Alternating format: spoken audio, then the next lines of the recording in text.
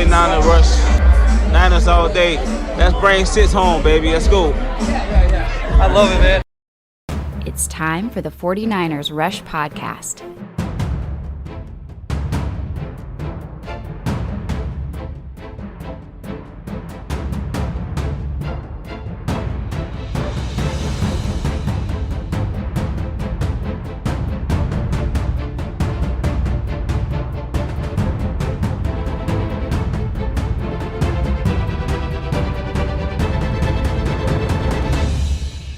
And here's your host, John Chapman. What is going on, and how are you handling just the total, I don't know, wackos out there on social media platforms and ESPN and NFL Network? And, you know, we're going to get into everything with Brendan Aiyuk. We're going to hear directly from Kyle Shanahan on what's going on here. Here's what I'm going to say.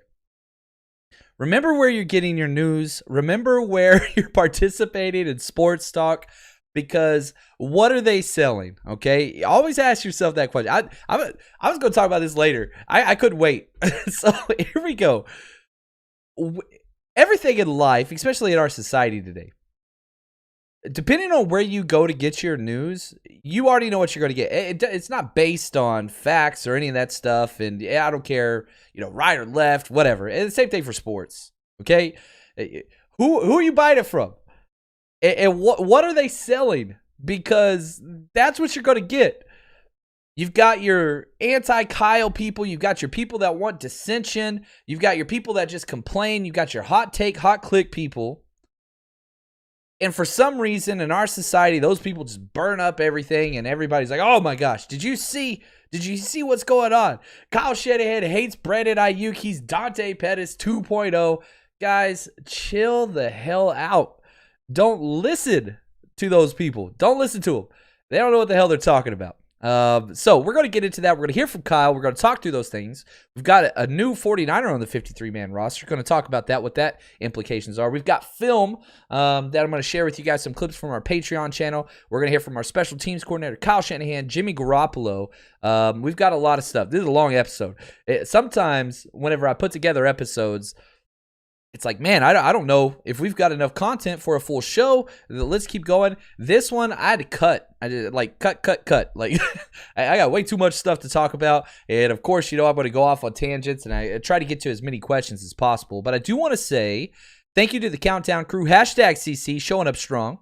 Love that. Yeah, Melissa, thank you. She says, John, how was your birthday? Hope it was a good one. It was. I appreciate all the birthday wishes, man. I love this freaking community. And back to the issue with what I started. Okay, I'm guilty of this too. Okay, where you get your information from, sports, news, entertainment, doesn't matter, wherever it is. What is it they're selling? So here's the question: what the hell am I selling? What does the 49ers Rush sell? We sell community, and we sell education to the faithfulness. That's the whole ball game right here, folks. I want you to enjoy and have a better game day experience as a 49ers fan. And we do that through education, through knowledge, and through building the community. That's what I want, okay? And because of that, it's very easy. You know, again, look at, you know, what is the fan base upset about this week? It's going to be a different thing. Every sports fan base is like that. But it was, you know, Jimmy or Trey, right? And so if you're one of those hot take people, or if you got something to sell, you're going to pick a side, and then that's your side. Oh, I'm on this side. I'm right. That's not who we are here, right? I'm the biggest Trey Lance supporter in the world. I'm pretty sure I was one of the very first pundits, YouTubers, podcasts, or whatever you want to call us. One of the first ones to say, I really want Trey Lance to be drafted by the 49ers. Like, I was in on that in December, right? But just because I have this, I love Trey Lance, and I have jerseys of him already. I'm so pumped about the future of the 49ers. Does not mean I have to be anti-Jimmy Garoppolo. I'm packing for the Philly trip. So excited to hang out with everybody this week. I want to meet so many people. If you're in Philly, man, you better hit us up, 49ersRushRoadTrip.com. Come party with us Saturday night, tailgate with us Sunday, have a good time with us this weekend. But I'm going through my packing list now, getting ready because I'm so excited. I'm like a little kid. These are the 2 jerseys I'm bringing. Saturday, I'm wearing my white Trey Lance jersey, okay? Guess what I'm wearing Sunday? I'm wearing a Jimmy Garoppolo jersey. Why? Because that's my damn quarterback. That's why. And that's who I want to have the best game out there Sunday. They're not mutually exclusive. They're not. And I know people are going to tell you, oh, I can't believe they're wasting Trey Lance's year and blah, blah. Oh, my, get the hell out of here. Of the 5 first-round rookie quarterbacks, one of them got a victory last week. Guess which one that was? Yeah. Because at the end of the day, we're fans, and it's easy to fall in love with. I'm not even to my notes. This is going to be an hour-and-a-half episode. I ain't even mad about it. But at the end of the day, we're fans of the team. Yeah, you fall in love with players, and you want that player to be successful, and whether that's Raheem Mostert, Jason Verrett, stuff happens, and that sucks. But we root for what's on the front of the jersey. It's on the front of the jersey. That's what I tell the players I coach, too. It's about the team. It's not about me, the coach. It's not about you, the player, the quarterback, the runner. No. It's about the team. And whatever you can get past and get that dissension and get all that, just gross stuff out there, get it out, man. Trash in, trash out. That's what it is. Trash in, trash out. Get that crap out. Mute accounts. Be smart about it. And if you do that, you're going to have a better experience. Get that crap out of your life. You don't need it, man. There's too many talking heads out there to pick somebody that's going to ruin your time and piss you off in the morning whenever you check Twitter or Facebook or Instagram, whatever. Anyway, all right. I'm sorry. I'm going to get my soapbox. I'm sorry about that, guys. Went in teacher mode a little bit too much there. All right. Let's talk about the 49ers. There were only 2 transactions on the waiver wire today. One of them was the 49ers. They claimed running back Trenton Cannon off of waivers from the Ravens. He was a 6th rounder in 2018 for the Jets. Played for, get this, I love this, the Virginia State Trojans. The Fighting Trojans. So smaller school guy, 6th round pick, bounced around with the Panthers, Jets, and then Ravens. Is this guy a home run threat? No. Is this guy, a lock to, get significant playing time? No. But whenever, Mostert went down, you got to get somebody else in there. We brought over Kerryon Johnson to the practice squad, which you got to understand he was with Philly all offseason, right? Who we playing week 2? We're playing Philly. Next episode, we'll be breaking down all that stuff. I already started diving into the film, started my scouting report, all that stuff. Even spoke to a couple Eagles guys, all that stuff. So that's going to be our next episode. I'll have that out tomorrow because I'm coaching my game Friday, my high school game Friday. I'm leaving from the field to go to LAX to fly overnight to Philly on the red eye. Oh, it's going to be a mess. So I've got to get that episode out a little early. That'll be up for you tomorrow. But we have Kerryon Johnson on the practice squad. But, again, keep in mind, that's a twofer. You're bringing him over, one, because it's extra running back depth, and he's a vet and all those things. That's great. But he also played for Philly all offseason and preseason. So he's going to be able to give us some insight into their calls, their formations, tendencies, things like that. And I'm not sure Kerryon Johnson is the long-term answer. Seattle does this to us all the time, right, where they just poach our guys, put them on their practice squad, learn a couple things, and cut them a couple weeks later. We'll see. I hope Kerryon, stays on, but we'll have to see there.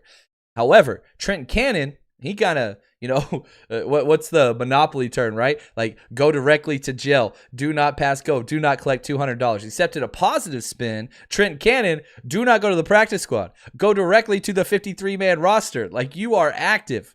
And so, because you claimed him, he skips directly to that. So, he's part of our 53-man roster, which whenever we put Jason Verrett on IR, that opened up that spot, and that's what he took there. So we didn't have to drop anybody because now they're on IR. Now, who is this guy? Okay, there's not a lot there. He doesn't have a large sample size in his few years in the NFL. It's 5'11", 185, so a smaller guy. 4'4", 0, pro day 40. He did not get invited to the combine, so that tells you something. 38.5-inch vertical. So smaller speed athlete. That's what he is. He's a straight line runner. But then you look at kind of his career. Listen, I mean, this is bad right here. 50 rushing attempts in his career for 151 yards. That's a 3-yard rushing attempt. Now, he was with the Jets, very, very bad team. He was with the Panthers, very, very bad team. He hasn't played on good teams. 20 receptions on 28 targets. That's probably his most prolific addition to this team. Looks like a solid receiver. 160 yards, 8 yards per carry. So he's a receiving back, smaller speed guy. That's what he is. Now, the question is, well, if the Ravens, who need a running back, cut him, how good can he be? You're exactly right. You're exactly right. We don't know. And the 49ers, this is what they do. They're doing the same thing at cornerback right now, too. It's going to be a revolving door with bodies until somebody sticks. Somebody shows, wow, okay, we can trust this guy with this role, right? We're looking for roles. We're not looking for starting running backs. Trent Cannon not going to lead the team in carries anytime soon. That's not what this is. It's, can he bring something? Can he be a third down back? Can he be a special teamer? Can he be a short yardage guy? Can he be a home run threat? You find one thing that he can bring, and then you're happy. So just keep in mind, yeah, he's on the roster. Don't expect him and Carry-On to be here long term. I hope they do stick, and I hope they're perfect, slide right in, and we're happy. But it's going to be a revolving door here at the running back and cornerback position. That's just what it is. Oh, Adam, my man, Adam Garcia, one of the best ever. Appreciate the gift, my friend. He says, do you expect us to stay away from the wide 9 because of the Eagles' run game? Maybe run some more 5-man fronts. The issues, we can't run as much coverage without Verrett. That is true. Now, and again, next episode is going to be dedicated entirely to the Eagles. But Adam, to your point, I'm not quite sure we'll run less wide 9. And if we do, I don't think that the adjustment is the defensive end and linebacker alignment. Okay, so if we do the wide 9, which, again, just to explain what that is, when there's a tight end, the defensive end lines up outside of the tight end. That's the 9 technique. A wide 9 is when there is no tight end, okay, but he's still lined up like there is a ghost tight end there. So that's the wide 9. There's a 9 when there's tight end there, and the wide 9 when there's no tight end. So the defensive line kicks out big time, and then the linebacker stacks to the inside. So let's say we do, no wide 9. We put them in, a 5 technique outside the tackle. Then you're going to widen the linebacker. That's not really what you want to do either, because here's why. You want to, when you're playing a mobile quarterback, which the 49ers defense now has way more practice on this because of Trey Lance is on the roster, you want to keep him inside and your linebacker spy over the top. So the wide 9, I think, is beneficial if your ends can keep contained. Where the wide 9 fails is whenever your defensive ends, Aiyuk Armstead, I'm looking at you, who played amazing, but this has been his problem in the past, when he's that wide 9 and doesn't keep outside contained. That is where it falls apart. So I think that would be an adjustment that would be made, Adam. And I don't know how D'Amico is going to handle that, because we know how Robert Saleh handled it. He never made the adjustment until halftime. So if you got burned by a play, you were just like, folding your arms and just like, well, we're going to keep getting burned by this until halftime. And we saw that happen over and over again. One of the things I'm most excited about D'Amico, and I don't know if we're going to see that, man, I hope he can make quick adjustments. I think that's one of the best things about a coach that you can do, putting your players in a successful position. Now, Eagles went out and laid the wood now. They put up some damn points. So this early on when the schedule came out, you're like, oh man, Lions, dub. Week 2, Philly, dub. They shocked some people. You only give up 6 points on defense and you put up 33 points. That they played some good football, and their O-line, D-line is a big reason why. So it's going to be interesting. How do you handle the coverage? I'm with you. I think you got to generate some pressure. The good news is there is a chasm. You look at the worst thing about the Atlanta Falcons, and there are many bad things about the Atlanta Falcons. They have no defensive line and have not for about 8 years straight. You look at the 49ers, much different story, especially on the edge. Our edge players are pretty damn good. What's up, Tommy? Appreciate the gift, man. He says, Niners are winning Sunday. Happy birthday, John. Man, thank you. Right on both accounts. I had a very wonderful day. Appreciated all the well wishes. And, yeah, I still do have the 49ers winning. They're a 3-point favorite currently, depending on where you're betting stuff on my bets of the week just now. So let's see here. Now let's get into who practiced and who didn't practice, because I think that this is kind of a big deal. You look at, we've still got some guys that are out, and I think that this is a problem, because whenever you look at this, here we go. Aiyuk Armstead didn't play today. Now, is he resting? He's got an abductor issue. Kyle said he would be shocked if he didn't play. We have to have Aiyuk Armstead this week. We have to. Armstead's coming off an incredible game. He had 9 pressures. 9 pressures. Now, I want to show you a quick clip just to show how good Armstead was. I love this clip. It just shows One, the pressure that he's able to get from the inside, and two, how smart he is and just a smart vet. So here's a clip from Patreon on Armstead.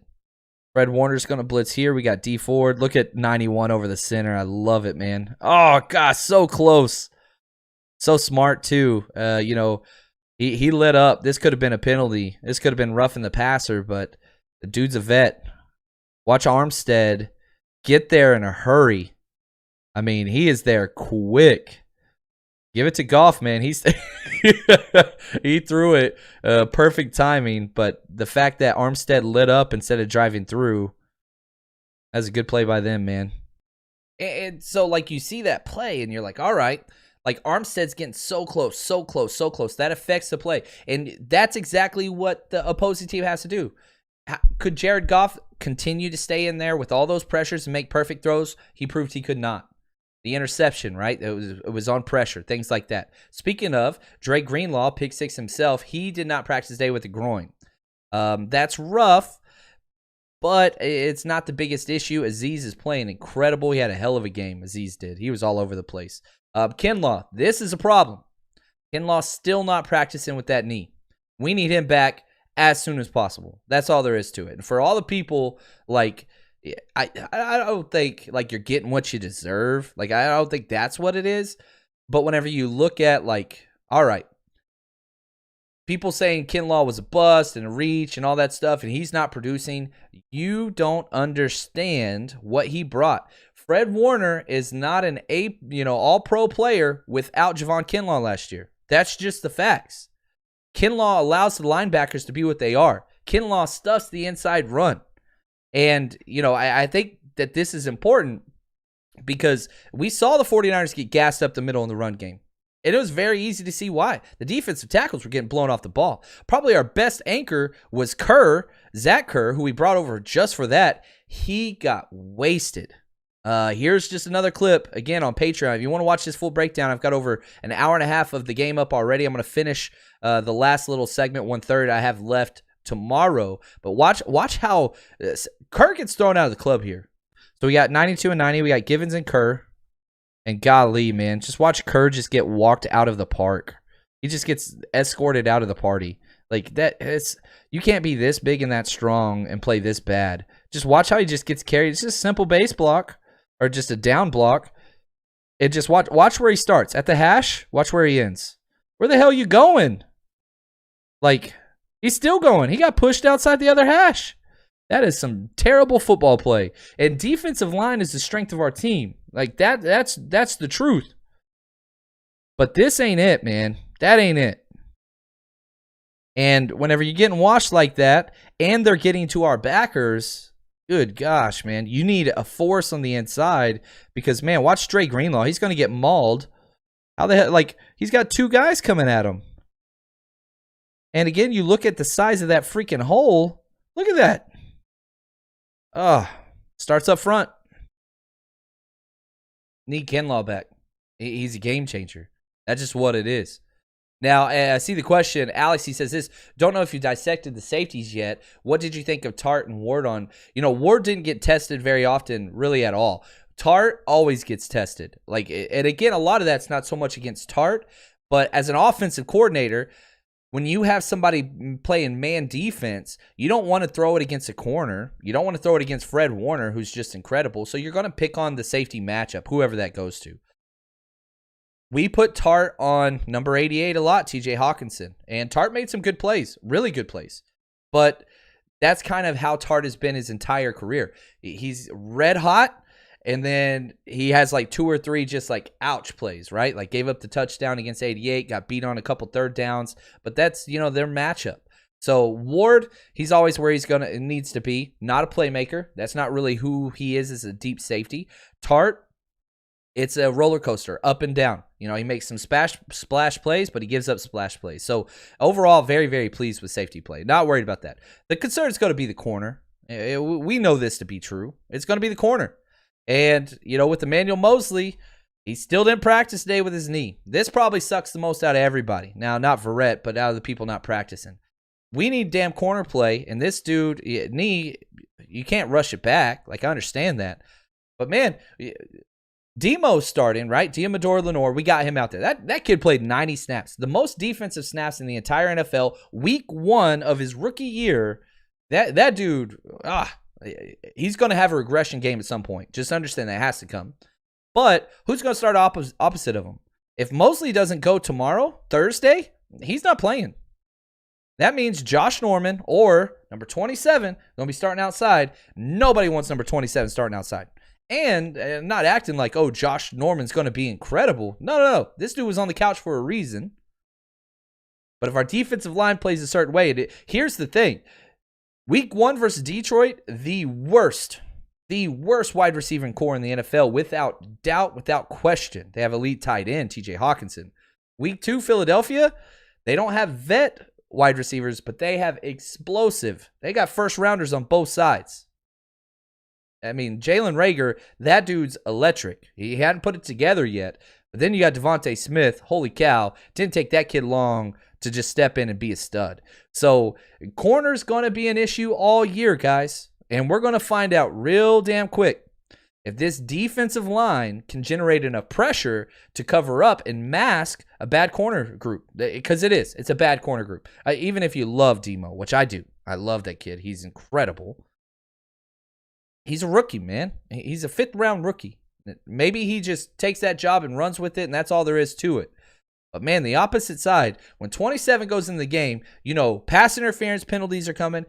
Deep balls are coming because he doesn't make plays on the ball. He can be in phase all he wants, whatever. I'm just telling you, it's going to be fun. It's going to be interesting, to say the least. It's going to be interesting. Now, D Ford was limited today with, wait for this, an ankle. All right. I saw D Ford's name on limited and I was like, oh no, probably just a vet day, whatever. Oh, come on, what is it? Then I saw ankle and I was like, whew, we're good. As long as it's not the back or the neck, we're all okay. So ankle, not worried about it. He looks so good. And if you go back, D Ford was asked this offseason, when do you know you're returned? When do you know you're back? And he said, not until my first sack. Well, welcome back, D Ford. Good Lord. Watch D freaking Ford, baby. Welcome back. Look at the leverage, and he's just going to bench press this dude with power right into the quarterback. You say whatever you want about D Ford. You watch this play and tell me he's got back problems. Look at that. I mean, look at the force. Right into the quarterback's face. Incredible play. Now you force the long field goal. Love it, man. He played really well. He really, really did. Now, here we go. Before we get to Aiyuk, and this is big, let's talk real quick. Let's pay respect to our sponsor, MyBookie. Then we're going to talk about Brandon Aiyuk. We are back with another season of MyBookie. And if you didn't get in with our season-long bets before the season kicked off, that's okay. Because we've got a lot more bets every single week of the NFL season, and MyBookie is the best people to bet with. We've been with them for years. They're established. Credibility is off the charts. Their customer service is second to none. If you have any questions, you can call them. But here's the best thing about it. You bet, you win, you get paid. That's all there is to it. If you use promo code 49ers, which again, if you're watching us live, you can just take a picture of the screen. It's going to put the promo code in there with the QR code that's there for you. If not, go to mybookie.ag. Use promo code 49ers whenever you set up your initial account. They're going to match your initial deposit up to $1,000. And on top of that, we're going to have bets of the week every single week here on the 49ers Rush podcast. For you crazy people that want to do all the crazy betting that we do, that's going to be available for you guys over on Patreon. So go to patreon.com, 49ers Rush Podcast, and I have my weekly bets posted there every single week. Last year, we tripled up on the season. So come join us. Bet with MyBookie. They're the best there is. Bet, win, get paid. It's simple with MyBookie. All right, our bet of the week will be up tomorrow. I usually don't bet Thursday games. They're just too dang weird. They're too volatile. I don't like that. I believe in easy money is good money. So if I'm not super high confident about something, I'm not putting my money on it. So hold tight. Get all that out tomorrow once practice reports come out. That's where that's going to be. Now, let's talk. This is the main. Here we go. Brandon Aiyuk, okay? Is he, in fact, in the doghouse? Because that's what people are telling us, right? He's in the doghouse. Listen to the source, unedited, unabridged, full quote, before you decide anything based on what other yahoos are saying. Here's head coach on Brandon Aiyuk. Not totally. I mean, we just, it's kind of what anytime that you do have a setback with a hamstring and you have a guy behind you playing as well as Trent's played. I know Trent wasn't a first-round draft pick and stuff, so that might not be as obvious with the talent level and stuff, but he's been a hell of a football player since he's been here. Aiyuk's been a little inconsistent because he's been in and out with his injury and stuff, and that's what we felt was the best chance for us this week. Last week, Aiyuk still's got a chance to get that spot up and not rotate as much. Trent just doesn't make that very easy. So these 3 days are important in practice, how we balance out our game plan, how we balance out our routes, and I'm happy with Aiyuk. It's nothing against Aiyuk. I'm just also happy with Trent too, and I think both of them can continue to get better. It's so simple, man. People make so much out of nothing. They create to put themselves in the spotlight, right? They're not the people that put all that dissension out there and negativity and stuff. They're not doing that for your benefit. They're doing it because they need something to say, hey, look at me. How do you listen to that quote and say, like, oh, he's in the doghouse? Plus, by the way, you look at snap counts, if you watch the game whatsoever, they were at a 50% snap share. I think Aiyuk got 26, I think, and Sherfield got 27. And again, Kyle Shanahan, he tells you what he believes. I'm wearing the 49ers waterworks. 49ers don't leak. That's what it is. Kyle Shanahan's going to give it to you straight. And again, people are comparing him to Dante Pettis and all those things. This dude's still getting snaps like crazy. So, like, anybody that thinks that way, oh, God, Lee, it's so gross. It's so gross. So, Aiyuk is just fine. But he's had some issues, and Sherfield's been on fire. Go back to the Trey Lance 80-yard touchdown preseason 1. Scores the first touchdown of the season now. Like, if you just swap the jerseys, and Brandon Aiyuk caught that first, it's just a whip route where he broke in and broke back out, everybody be like, oh, Brandon Aiyuk is the best. Oh, my gosh. But, like, this is the thing. You shouldn't be happy that, oh, your guy caught the touchdown. You should be happy you got a touchdown. You should be happy we have good wide receiver play. So what if it's not number 11 out there? Yeah, Sherfield's not a first-round pick. Yeah, big whoop. Who cares? He still gets the same amount of points for a touchdown. That's what we should be excited about. We were so concerned, who the hell's going to be the wide receiver 3? Oh, we don't have a wide receiver 3. Oh, this is, Guess what? We have a very good wide receiver 3, and in week 1, that was Brandon Aiyuk. Now, I do fully expect Aiyuk's snap count to increase as we move forward. There's no doubt that's just what it is. However, it's not the end of the world if they have a 50-50 split again, especially whenever Debo and Kittle are killing it so much. So, woosah, Channel and the bad boys, Martin Lawrence over there. Chill the hell out. Relax. Everything's fine. Just in case you don't know, if you're worried about this offense, guess who scored the most points in week 1 in the entire NFL? Ding, ding, ding. It is the freaking San Francisco 49ers who put up 41. How the hell do you put up 41 points and people still complaining about the quarterback and the wide receiver? Are you guys kidding me? That is anyway. Whew, get me worked up twice on here, guys. I love it. Man, I cannot say this. Carnus Rufus, thank you for the gift. I love the name. And he says, bless the ankles, pray for the knees, in Shanny we trust. Here's what I'm going to say. I was going to save this for the end because it's a little bit off topic, but man, you're going to bring it up. I love it. I want to give some Shanny love, just a little bit of Shanny love on this play. I'm going to show you this, probably one of my favorite plays from the whole week 1. And a lot of plays, like, you'll watch it and you'll be like, oh man, Debo made this play, or the O-line created this to make this play. Sometimes, and again, this is why Shanahan gets the respect that, so many people around the NFL give him. You watch this play and you just see Shanahan created this. This was created on the board and executed perfectly. Kyle Shanahan should get these stats. You use the flare motion to widen the linebacker. This is Shanahan here. Okay, so he's got to get to the flats. That's going to adjust his gap over and pull him this way, creating a throw-in lane. Look at this. Just right there. Just a simple hitch route. You know, some plays you can look at and you can say, all right, the quarterback or the running back or whatever made the play. This play was made X's and O's chalkboard. This is coaching.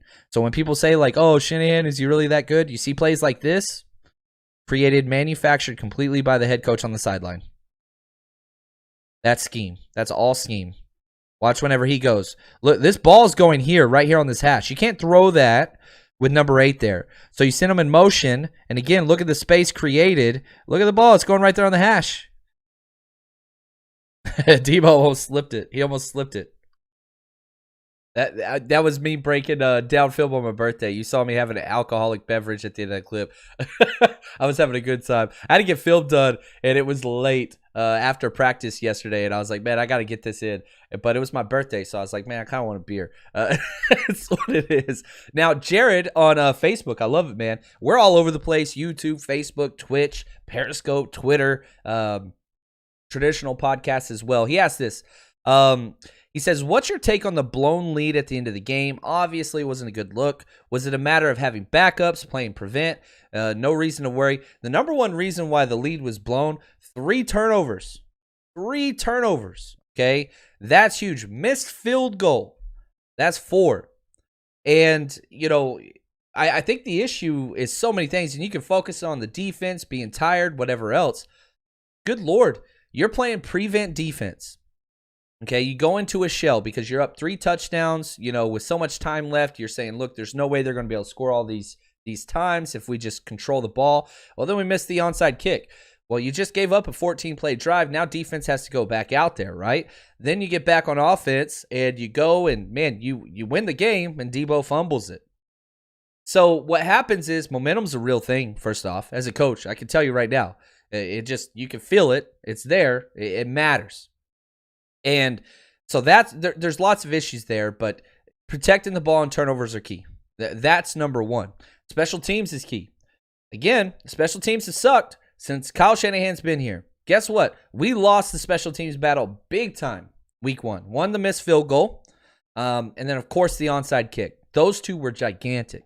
Now, sticking with that theme, Coach Hightower, the special teams coordinator, spoke to the media, and I'm trying to find some positives here. Because, again, special teams just sucks for the 49ers, and it did week 1, and I hope it changes. But here's a little positivity about special teams. Yeah, I think guys do fly under the radar a lot when it comes to special teams. I think that special teams in general is all about field position and helping take advantage. So if you want to say a guy that probably stood out, which you guys can see, I mean, it was Sampson last week. He had the tackle at the 10-yard line. He had 2 tackles in the ball game. We've been really pleased with Sampson. He's done everything we wanted him to do when he came here. We thought he was would be a good defensive player. We really thought he would be a great special teams player and a really great defensive player. So that everything we thought he was, he is, and we're happy that we have him. And sure feels the same way. So those 2 guys, the personnel department did a heck of a job finding those guys, and then those guys are living up to what we thought they would bring to the table. So that's been awesome. So I really like a lot that was mentioned there. I really, really do, because finally you're seeing some draft capital, Talanoa Hufanga, right? You're seeing some actual free agent capital in Sampson and Sherfield pan out special teams wise, and hopefully those continue to make improvements. Now, Sampson, he had an up and down game, but man, he showed up in some big moments. You know, that last play of the game wouldn't happen without, you know, Sampson there. So some positives, and I want to focus on those because, you know, if you're going to ask me as a coach, what's the biggest need for improvement? It's special teams. That's what it is. It's special teams. It's a third of the game. And you can't always lose it. We're 0 for 1 so far this year. That's got to change. Now, sticking with positives, man, pristine freaking auction. Listen to me. If you do one thing today, you want to support the podcast or whatever, this is the way to do it. Has nothing to do with money. It's all about getting more stuff to give away to the Countdown crew. Here we go. All right, guys, you know me. 49ers Rush podcast has become synonymous with giveaways. It's what it's about. It's helping the community grow. I need your help right now. This is huge. If you want us to step up our giveaway game, I need your help. PristineAuction.com. If you sign up for an account there, use the promo code RUSH, you're going to get $10 off your first purchase. Now, listen, look at this. Look at this. Look what I got in this bad boy. Right here. The Fred Warner jersey. Boom. Do you see that right there? That is autographed with authentication, and this is the best quality jersey you're going to find anywhere. Compliments of them. They gave it to us, and they said, hey, you guys give stuff away, give some of our stuff away. If we get enough signups, they're going to back the podcast. And here's the deal.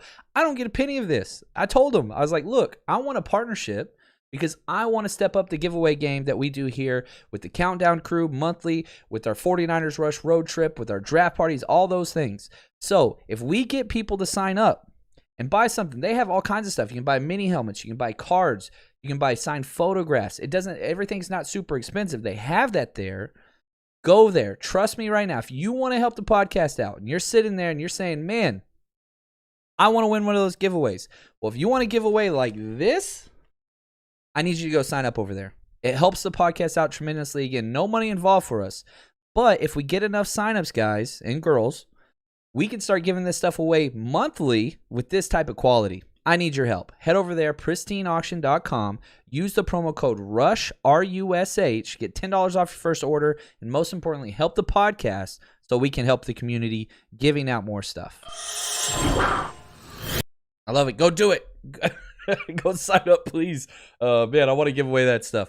I'm tired of buying jerseys with my money. But I will say this, we've got everything going on this week for 49ers Rush road trip, man. We're going to be in Philly. So excited. Look at all these jerseys we have accumulated to give away on these road trips. If you're going with us to Chicago, Philly, if you're going with us to Los Angeles, you better go get your hotels, man, because they are selling out.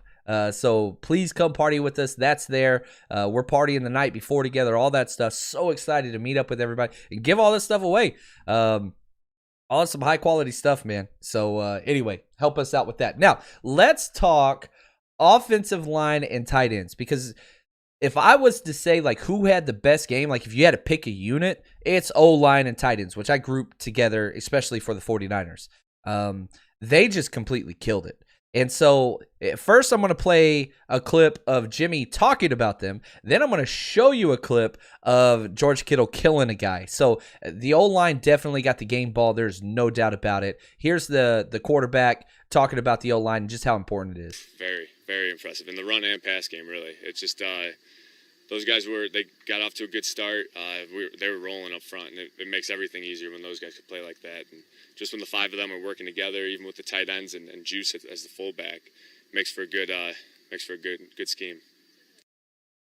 And so like whenever they're going, everything goes well. Now, why I'm going to get a little excited on this next clip. I'm just telling you right now. And again, if you like these clips, patreon.com. 49ers Rush Podcast. Join us over there. We just passed 250 supporters over there, which is incredible. Really do appreciate that. I mean, it's incredible, the community that's growing over there. So, and plus we have our Zoom Hangout coming out here in just about 2 short weeks. So that's coming up at the end of the month. But watch George Kittle just kill a human being on TV. Outside, I mean, look at this crease. Oh my God, George Kittle. Watch George Kittle, baby. Watch George Kittle, baby. Watch George Kittle, baby. Oh my gosh. He just killed 2 people. Watch him. Gets out wide. Oh, sorry. Yeah, I lost him in the shuffle there. Watch 85. Watch 85. Right here. Hooks it. Boom. Just buries with his... This should have been roughing the linebacker.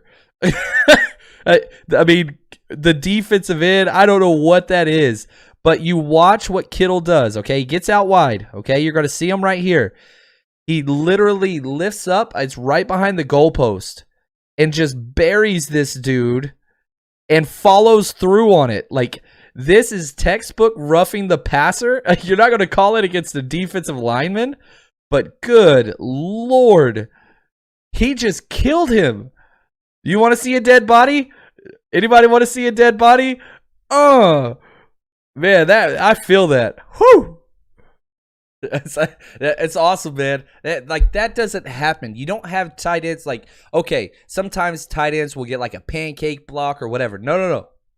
That was a lift up DDT, freaking suplex, whatever, WWE move, and just totally baptized this 265-pound defensive end. Like, he's different, guys. He's different. It's just different. He's so good. Yeah, and, Boulevard, I put C in there. McGlinchey, proud of McGlinchey versus Detroit. McGlinchey played well. Nobody really got, I think there was one hit on the quarterback where 3 people hit him at the same time. And despite that, Jimmy Garoppolo completed that pass, by the way. Yeah, I'm glad somebody picked up that reference. Thank you, George. Boys in the Hood, man. Amazing movie. Absolutely. Anybody want to see a dead body? All right.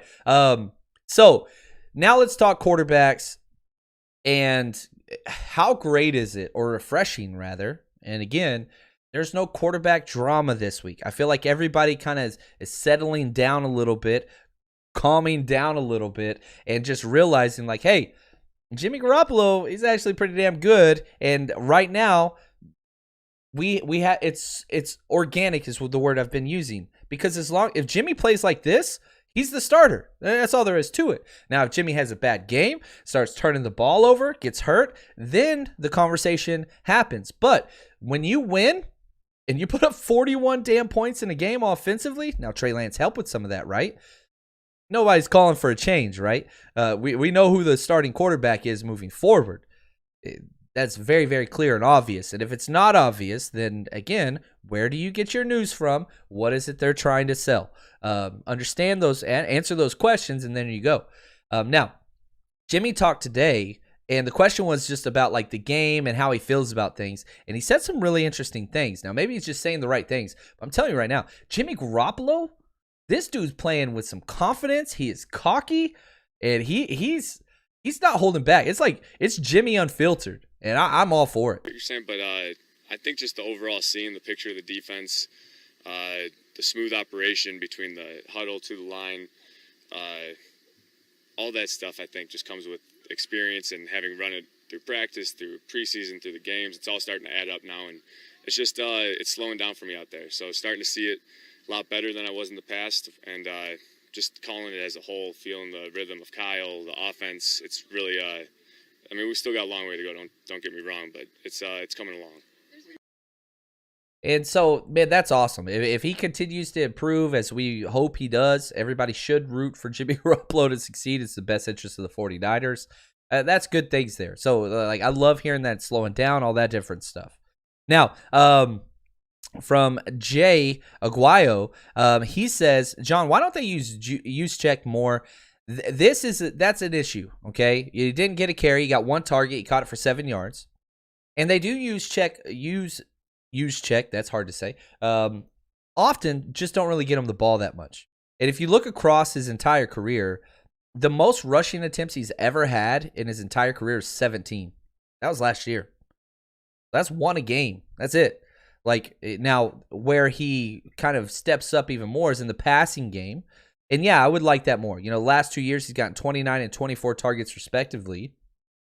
I would like that to increase. But this is now a problem with the 49ers, is who you taking targets away from. And on top of that, Juszczyk went out. We didn't have Sermon in there. Elijah Mitchell and JaMychal Hasty didn't do well in pass protection. So Kittle had to stay in for 10 pass protection snaps. He's the best receiving tight end in the NFL. You can throw, Kelsey in there with him. That's fine. Or Waller. That's fine. But he's at least elite at it, right? But what it became very, very clear, the number one reason to do this is you protect the quarterback, this offense flows smoothly. That's all there is to it. So if you have to sacrifice George Kittle for pass protection, then it lets you know, Juszczyk, you're going to be used back there for pass protection as well. Now, you look at the offensive ranks of this team. Again, this is after week 1, but everybody's played 1 game. Detroit's not a good football team, but you look at these numbers, it becomes very clear this offense balled out. Most points scored in the NFL, number 1. 5th most yards in the NFL. They had 442 yards, guys. 400 yards. That's stupid, right? second best net yards per pass attempt, which is a Kyle Shanahan stat. Efficiency, that's what that measures. 2 rushing touchdowns, that's second. 10th rushing attempts, 11th rushing yards. They played really, really well offensively. Now, let's flip the coin. Let's be honest, right? Let's hold this team accountable. Defensively, if we would have stopped this measuring at 3.5 quarters, it would have also been top 10. That's not the story. 25th most points. They give up 33. You don't give up 33 points and win very many games. Gave up 430 yards. That's huge. And again, a lot of this has to do with the timeout or the turnovers. On special teams, fumble snap by Garoppolo. Got to throw that one in there. Fumbled thing by Debo. That's huge. That's a lot of snaps that they had to play out there. They give up the most first downs in the entire NFL. And, I mean, you can keep going on and on. Now, what are some of the good things? They got an interception. That puts them top 4. They allowed, the yards and completions and all those things just around average. But at the end of the day, points are number 1. Yards tell a different story. Those things need to be fixed. Now, the next episode is going to be completely all Philadelphia Eagles, matchups, what to exploit, and all that stuff. But I need you guys to do me a favor. Please do this, guys. Go sign up for an account at Pristine Auction. Even if you're only going to put $5 in there, you can still get stuff because you're getting $10 off. They have all kinds of items over there that you can get for cheap. Cards, cheap stuff. You don't have to spend $150. Go sign up, PristineAuction.com. Use the promo code RUSH. Help us out. Help us out so that we can give out more stuff. It's very, very important to me, and I think it could really help us and our audience and all those things, which is important. So anyway, that's what it is. Hopefully you guys enjoyed today's show. I think that was a lot of fun. If you want some more content, head over to patreon.com as always. I've got 2 hours, almost 2 hours of content up, and I'm going to be doing something early in the morning. Again, tomorrow, finishing out every single snap of the All-22 Coaches film, which you can't get anymore. NFL took it away from everybody. I got lucky and found a source. So anyway, hopefully you guys enjoyed the show. You guys are incredible. And as always, stay strong, faithful.